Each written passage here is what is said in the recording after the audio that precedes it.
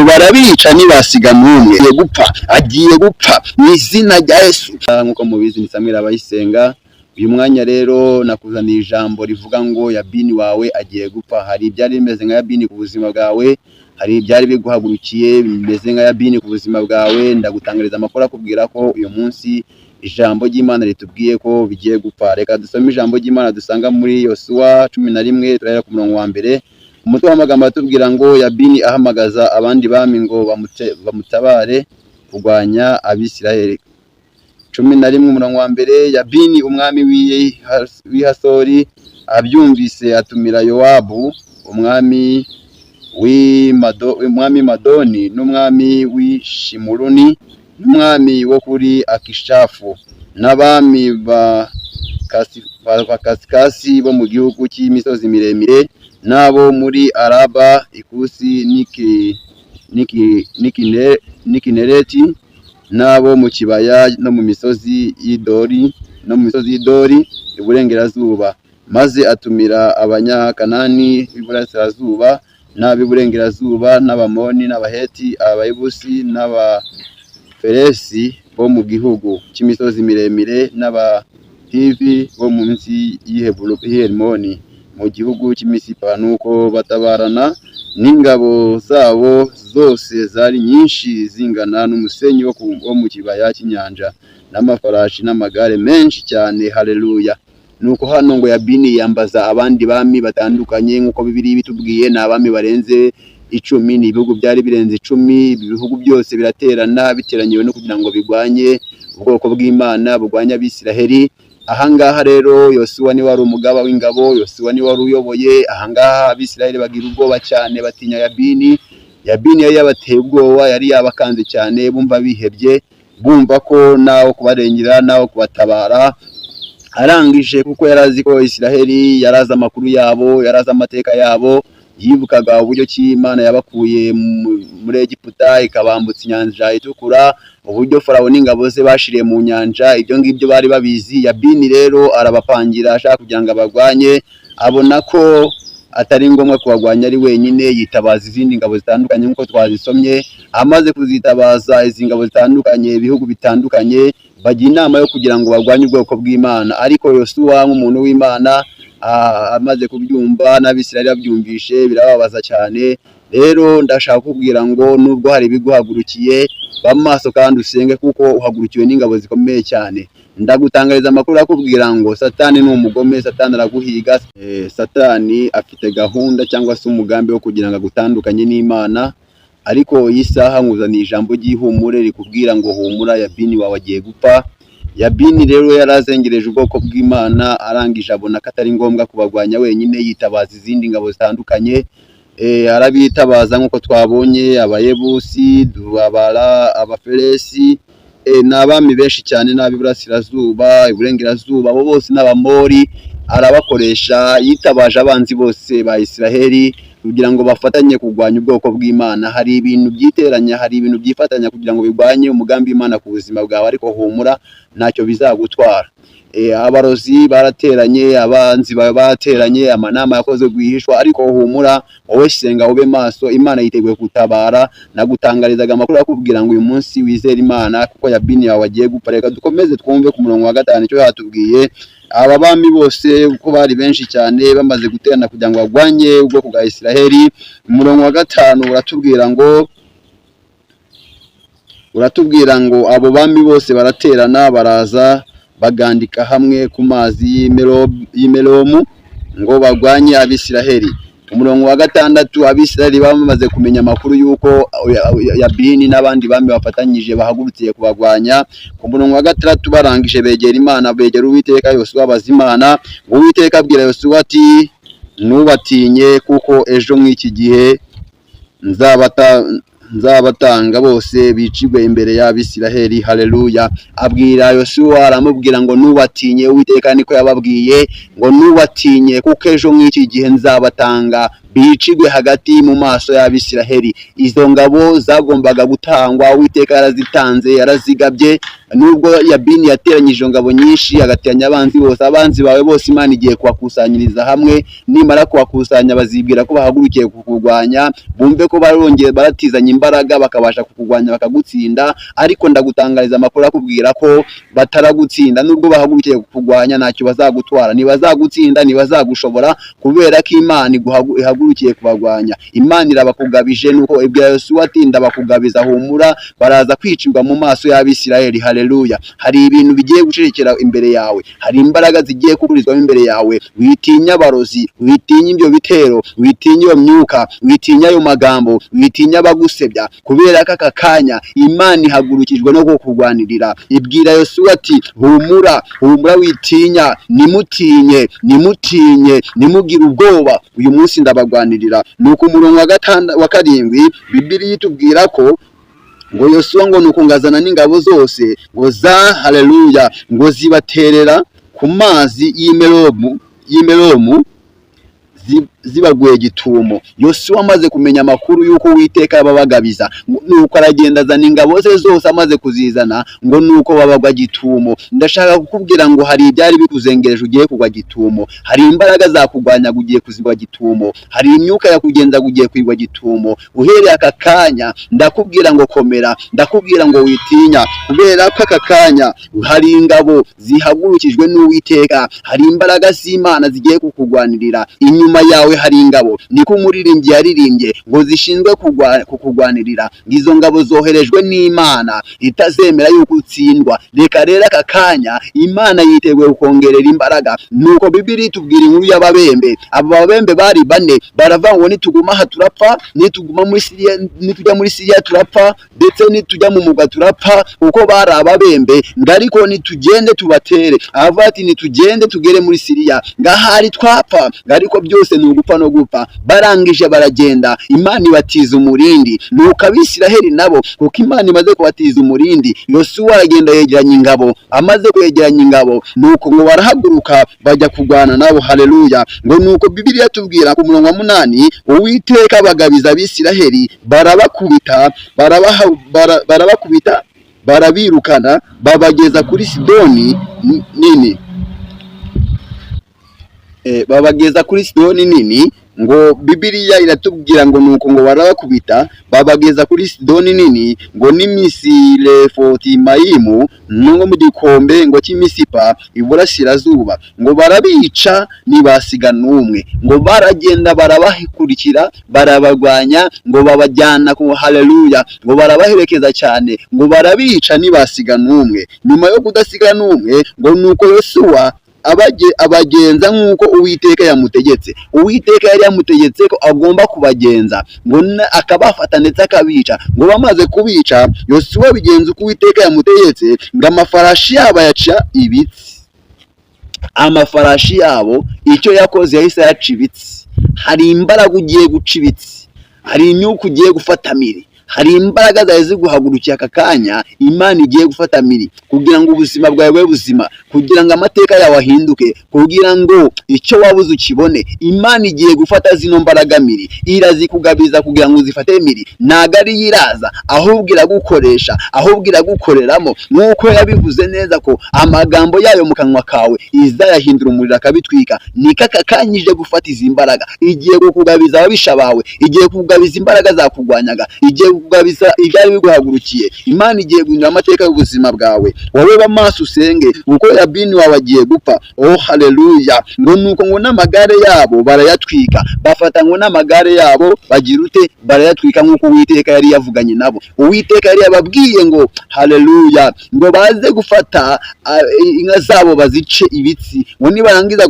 kubica ibitsi, ngo amafarashi bayatse ibitsi, nibamara kwaca ibitsi, ngo bafate n'amagare yabo. Haleluya. ngo bayatwike, ngo ndetse niba yatwikira habonetse hose, ngo ahubwo bayatwikire mu kibaya. Banze no kwanduza umujyi, banze kwanduza igihugu, ahubwo barabaherekeza, barabashorera, babicira mu kibaya. Bamaze kubicira mu kibaya, nuko ngo baratwika uburyo ngo nta n'ivu ryabo ryigeze ryangiza igihugu cyabo. Ndashaka kukubwira ngo uhereye aka kanya wizere Imana, izi mbaraga zawe ziguhagurukiye, Imana yiteguye, haleluya, kuguhereza imbaraga ugafata miri imbaraga z'umwanzi Satani, haleluya. Bibiliya itubwira iki? Bibiliya itubwira ngo dore mbahaye ubutware, Luka 10:19, bwo kujya mukandagira inzoka na sikoropiyo n'imbaraga z'umwanzi zose, kandi nta kintu kizagira icyo kibatwara na kimwe. Ndashaka gutangariza amakuru akubwira ngo Imana iguhaye imbaraga, ariko ikigusaba kugira ngo iguhe izi mbaraga, iragusaba gukizwa, iragusaba kwezwa, iragusaba guhindura imico n'imyitwarire.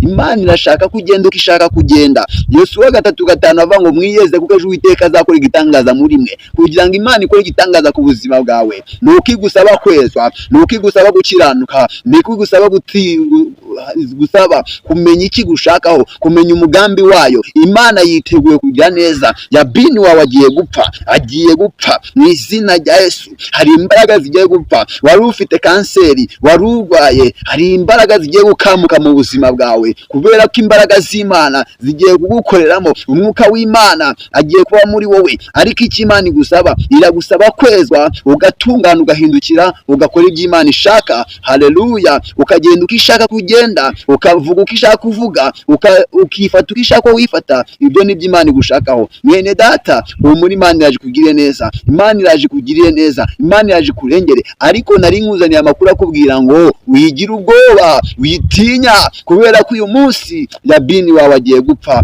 ariko arapfa ari uko wejejwe, arapfa ari uko wihanye, arapfa yuko wahindukiye ukava mu ngeso mbi. Imana iragukeneye, hindukira, va mu byaha, wizere Imana. Imana yiteguye kurengera, Imana yiteguye gutabara. Oh haleluya. Nukuri uyu munsi ndumva Imana iri muri iki, ndumva Imana imata kugira ngo nkubwire wowe wumve iri jambo ngo wezwe. Ezwa, tunganira Imana ikuyobore, ntuterwa n'ibyaha. Haleluya. Ntabwo bizagushobora, haleluya, kuko Imana irashaka ko wezwa. Imana irashaka kuhindukira ukava mu byo wibwira bitayitunganira, ugakora ibyo ishaka, ukagenda uko ishaka, ukavuga uko ishaka, ukambara uko ishaka. Imana iragukeneye mwene data. Icyo yavuganye nawe izagisohoza, ariko icyo ishaka banza nawe usohoze icyo yavuganye nawe. Icyo yakubwiye gukora gikore, icyo yakubwiye kureka kireke, icyo yakubwiye kwirinda kirinde. Imana yiteguye kugira neza, kubera ko aka kanya Yabini wawe agiye gupfa, imbaraga zawe ziguhagurukiye zigiye gupfa. Imana igiye kugira neza. Senga kandi wizere, Imana iri kumwe nawe, haleluya. Yari abayisenga Samweli. Ni ukuri Imana ibaha umugisha, ntago narenza kwibi. Ni ijambo nababwiraga ribabwira ngo Imana igiye, haleluya, kuguha imbaraga zikomeye cyane zigwanya ababisha bawe, zigwanya ibiguhagurukiye, haleluya. Ngo nimugwanye Satani azabahunga, mwegere Uwiteka azabegera. Imana irabakeneye, Imana iragukeneye, Imana iranyeneye. Imana irashaka kunyumva, irashaka kumva, irashaka kuhindura imico, irashaka kuhindura imyitwarire, irashaka kuhindura imivugire, irashaka kugenda nk'uko ishaka kugenda. Imana irashaka gukeneye mwene data. Humura, witinya. Imana yiteguye kugira neza. Imana izakurengera, Imana izabana nawe. Uzirikane kandi umenye ko umugambi w'Imana ku buzima bwawe ari ukugira ngo ikugirire neza. Umenye yuko umugambi w'Imana ku buzima bwawe ari uko ishaka kukizwa, ari uko ishaka ko wihana. Imana irashaka yuko uhindukira ukava mu byo wibwira. Itangirira igice cya mbere umurongo waho wa 2, Bibiliya itubwira ngo Bibiliya itubwira ngo isi yari itagira ishusho, ngo haleluya, ngo yari iriho ubusa, ngo umwijima wagendagendaga hejuru y'umuhengeri, ngo maze umwuka w'Imana yagendagendaga hejuru y'amazi. Ngo umwijima, ngo umwuka w'Imana yagendagendaga hejuru y'amazi. Imana iragutekerezaho, Imana ibona ko ukwiye kubaho, Imana irakurema, irema umuntu kugira ngo ubeho, nawe uza kuzavuka. Ariko umenye ko kugira ngo uzabeho nuko Imana yaremye umuntu. Imana yashakaga yuko uba stoke y'umwuka w'Imana. Yashakaga yuko utubwamo n'umwuka w'Imana. Yashakaga kuba inzu nzima, ukubakwa nk'amabuye mazima, ukaba inzu y'umwuka wera. Imana iragukeneye, va mu byaha, hindukira, umva icyo Imana igushakaho. Imana ishaka ko ugenda nk'uko ishaka kugenda, ishaka kuva nk'uko ishaka uvuga, kandi Imana iragukeneye. Humura witinya, Imana yiteguye kugira neza. Imana ibaho umugisha. Reka dusenga Imana. Wowe wacitse intege, wowe watenebutse, wowe warambiwe, wowe wabivuyemo, uhera aka kanya fata icyemezo, ufata umwanzuro, uhindukire uve mu byaha, ubwire Uwiteka ati ongera ungarukeho. Ni umutunzi w'imbabazi, irakubabarira kandi irakugarukaho. Bibiliya tubwira ngo nzongera mwubake, kandi uzubakwa ngo birenze uko wari wubatswe bwa mbere. Reka rero Bibiliya tubwira ngo hacyari ibyiringiro yuko igiti gitemwe cyongera kigashibuka. Waratemwe, ugiye gushibuka, ariko usabwa ni kimwe, ni ukwemera ko watemwe, ni ukwemera ko haleluya watemwe. Imana yiteguye kugushibura kuko uri igiti kizima, uri agaciro imbere y'Imana, uri agaciro imbere y'Imana. Imana iragukeneye, Imana iragushaka, Imana iranshaka, Imana ishaka kuhinduka, Imana ishaka kukugira neza. Ariko nta kindi gusaba, wiyeze. Uwiteka agiye gukora igitangaza ku buzima bwawe, Uwiteka agiye kukurengera, Uwiteka agiye gutabara, Uwiteka agiye kugukiza, Uwiteka agiye kuguha akazi, Uwiteka agiye guhindura amateka. Ariko icyo usabwa ni ukwezwa, nibwo uzakira umwami Imana, nibwo uzabona Imana. Imana iragukeneye, Imana iranyeneye. Reka twumve icyo Imana idushakaho, nta kindi ni ukwezwa, ni uguhindukira, ubundi tukayigisha inama ikatwicira Yabini uduhagurukiye. Nubwo Yabini afite ingabo nyinshi, nubwo Yabini afite ibihugu byinshi byamufashije, nubwo Yabini afite abantu benshi bamuri inyuma, humura, Imana ikomeye ikuri inyuma. Wowe komera, wizere Imana, ushikame, kuko Imana ikuri inyuma kandi izakuneshereza, izagutsindishiriza. Imana yiteguye kukugira neza, Imana yiteguye kungira neza. Ariko icyo ishaka, banza umenye ko irashaka ko wezwa, irashaka gukizwa, irashaka kuhindukira ukareka ingeso zawe mbi. Imana iragukeneye, Imana iragukeneye. Haleluya, Yesu ashimwe. Muri Yohana 10:9 cyangwa se 10:9, kanze ndebe pito kumbe icyo Imana itubwira. Ndumva binjemo cyane kandi ntago najyanira ijambo ry'Imana nari babwiye. Icyo Imana imbwiye ntago ngomba kugenda nakivuze mu ijambo ryayo, ngomba kukivuga. Nta kindi Minijuru TV ibereyeho, Minijuru ibereyeho kugira ngo icyo Imana itubwira kuvuga tukivuge, icyo itubwira gukora tugikore, icyo dusaba guhindura tubihindure. Nta kindi rero Minijuru ibereyeho. Niyo mpamvu tugomba kumva icyo Imana dushakaho. Ndabona ari 10:9 avuga ngo ni gerembo, umuntu niyinjira muri jye azakizwa, azinjira asohoke kandi azabonamo ubwuri. Yohana 10:9.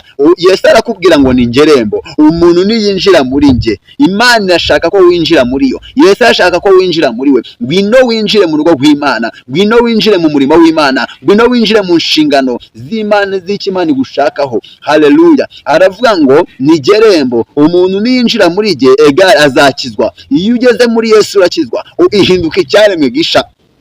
Ngazinjira sohoke, uba ufite uburenganzira bukwinjiza ahantu hose, bunagusohora ahantu hose. Aho Satani yagukingiraniye, uba ufite uburenganzira buhasohoka. Aho Satani yagukingiraniye, uba ufite uburenganzira buhasohoka. Aho Satani yanze ko winjira, uba ufite uburenganzira bwo kuhinjira, kubera ko ari we rembo. Kandi azabonamo urwuri. Urwuri ni ifamu, urwuri ni umurima, ni ahantu bororera amatungo, ni ahantu bororera amatungo. Ariko mu rwego urimo, urwuri rw'abakazi, urwuri rw'abagukira indwara.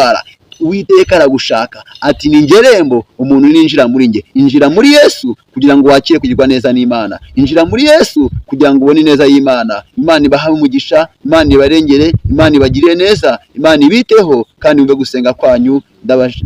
Umve gusenga kwanyu yari Samweli, ariko ndagusabye hindukira, va mu byaha, va mu byo wibwira bitagenda neza. Genda uko Imana ishaka kugenda, umvira ijwi ry'Imana, umvira umwuka w'Imana. Korera Imana utagize ikindi witaho, korera Imana utitaye kuri mugenzi wawe. Ntago ari wagutoranyije, si wowe waguhamagaye, si wowe wakuremye, ahubwo wite ku Mana yaguhamagaye. Gusa wirinde kuvuga ibidakwiye, wirinde kugenda uko bidakwiye kugenda.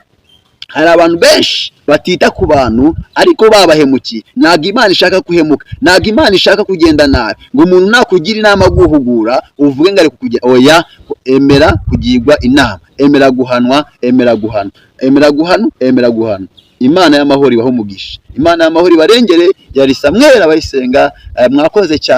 Mwakoze cyane kumva icyo Imana yashaka kuvugana namwe. Haleluya, haleluya. Imana ibaho umugisha, Imana ibagire neza. Naho ubutaha. Iyi ncano ni iyanyu, ni iyanjye, ni iyacu. Tuzakomeza tuganira, ndetse hari n'abatumirwa benshi tuzagenda tunyuzaho ibiganiro, ubuhamya. Nakubwira ngo nawe niba wumva ufite igitekerezo, niba wumva ufite ubuhamya, niba wumva ufite icyo wageza ku bwoko bw'Imana, ni karibu muri Minijuru TV. Amarembo